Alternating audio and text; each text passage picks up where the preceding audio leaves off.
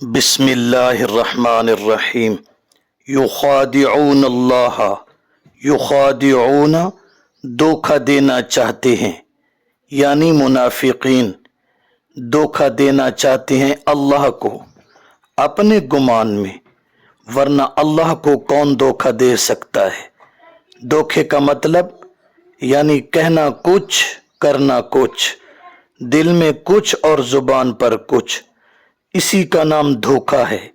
यानी दूसरे के सामने हकीकत वाज़े ना करना।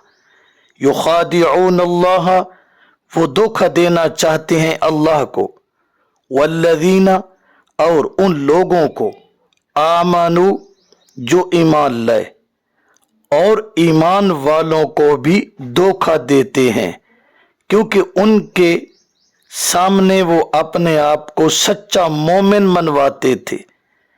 पस मंजर आप सल्लल्लाहु अलैहि वसल्लम 13 साल मक्का में रहे।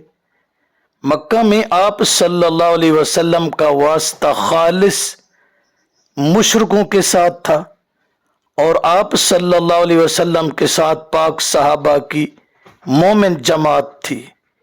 यानी मक्का में दो गिरोह थे, या सच्चे मोमिन या पक्के मुशरिक।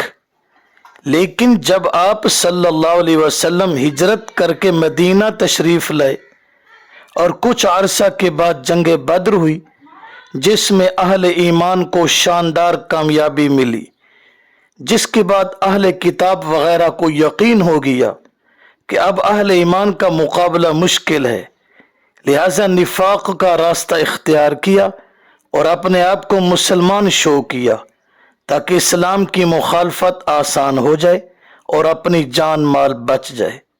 तो ये तीसरा गिरोह सामने आया, जिनका नाम मुनाफिकीन है।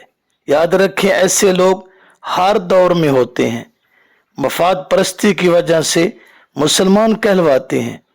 तो यहाँ ऐसे लोगों का जिक्र करके मुसलमानों को खबरदार किया जा रहा है कि ख्याल करना, हर कलमा गो को मोमिन ना समझना, बल्कि अकायद व नजरिया देख कर फैसला करना।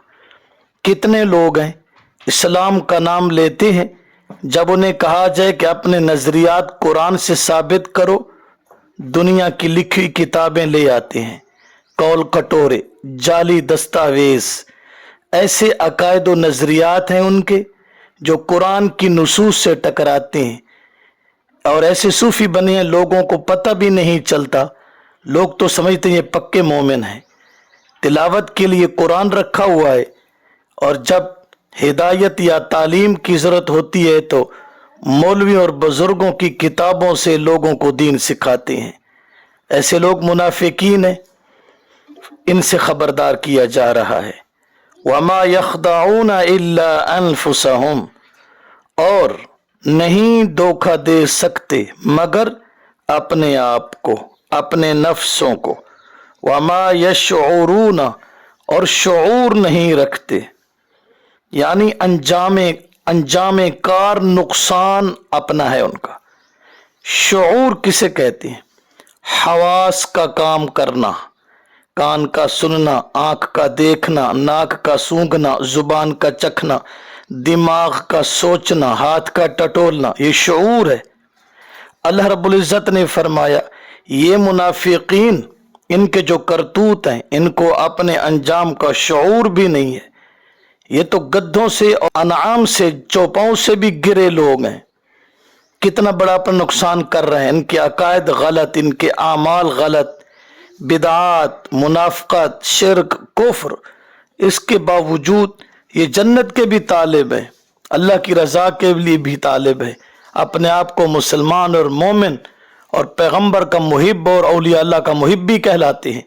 लेकिन इनके अकायद में कुरान से बहुत दूर का भी वास्ता नहीं है। तो ये लोग शऊर गिरा चुके हैं, इनकी अकल ठिकाने न रही। इन्होंने मुर्दों को वो इख्तियार दे रखे हैं जो जिंदों के भी नहीं हैं। इसलिए इस आयत में मुनाफिकीन की बेअक्ली का जिक्र है।